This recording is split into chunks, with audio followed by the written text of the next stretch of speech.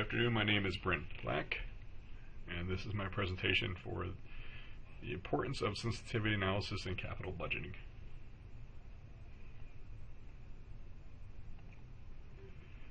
On the agenda for this presentation will be the introduction to sensitivity analysis in capital budgeting, applying sensitivity analysis to widget sales, which is my company, conducting a sensitivity analysis for those widgets, and then a conclusion and my final thoughts.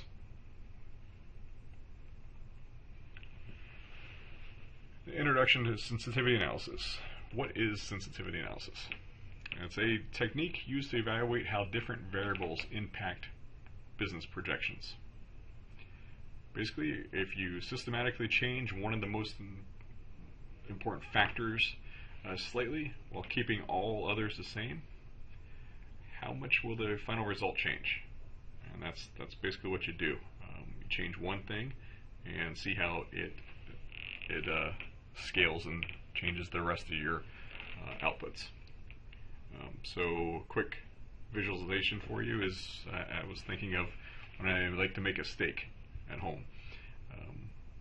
My inputs could be a type of dry rub or changing the cooking source, whether it's a stove or charcoal or wood, the method I use, the time that I cook the steak. The outputs would be the final result, like how tender and tasty is the steak. Basically, it's like asking if I use salt, pepper, and garlic dry rub instead of just coarse salt, is the flavor enhanced to the point where that steak will become more appealing and I can sell more of it? Why is this important? Well, it helps in assessing the risk and making an informed decision about the potential investments and planning for the future. Basically, in my steak scenario, does the increase in the taste of the steak by using the charcoal instead of gas justify the increased cost of using charcoal?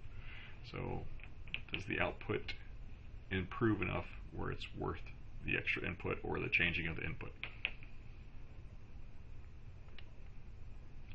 Sensitivity analysis in capital budgeting.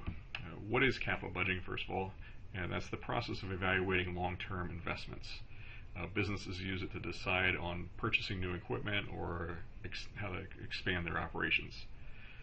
And then why do we use sensitivity analysis in capital budgeting? Well, it provides the insight into risk factors that could affect the overall return on investment. It reduces the uncertainty by testing different potential scenarios before you have to commit to one for that investment. Key components: revenue fluctuations, cost variations, and time value of money. So for my scenario, as I said before, I make widgets for this company. We sell widgets at $50 a widget. We have a monthly sales of 5,000 widgets. And in my current model here, I have 5,000 widgets sold. My price is $50. My cost of the widget is $30.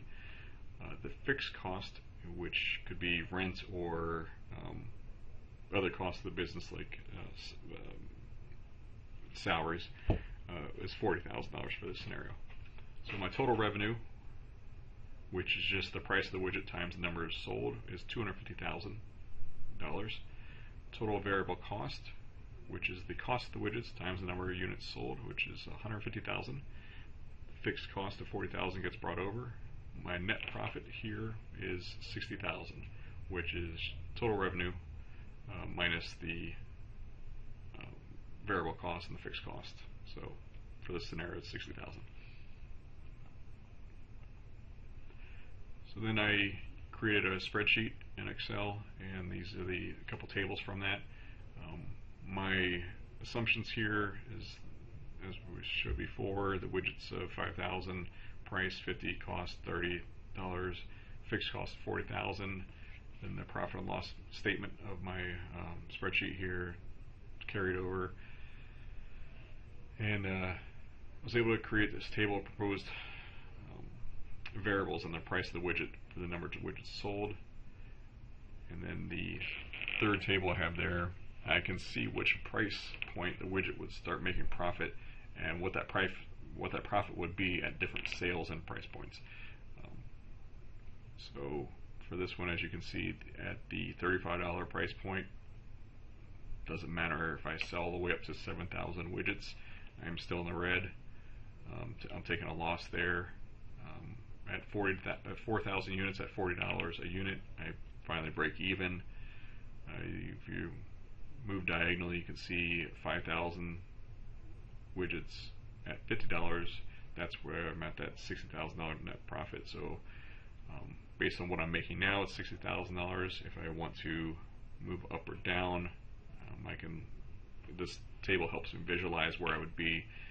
Obviously at 7,000 widgets at $65 a widget, I'm making $205,000 in net profit, which sounds great, but I have to be able to sustain that with my clients. And do I really think that I can sell 7,000 widgets at $65 a widget, a $15 increase, and moving up 2,000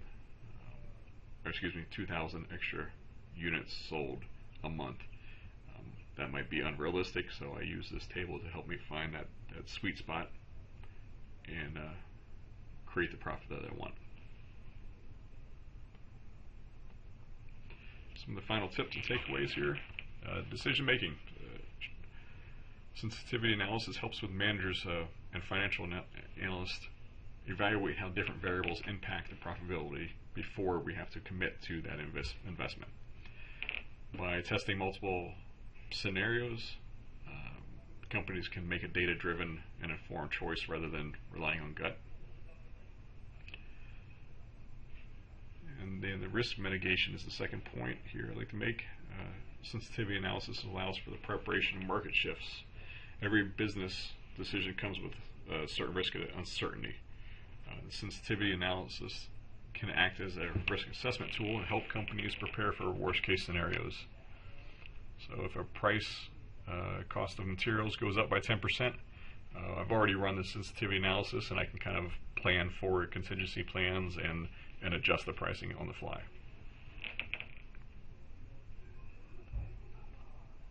And this is my reference page here.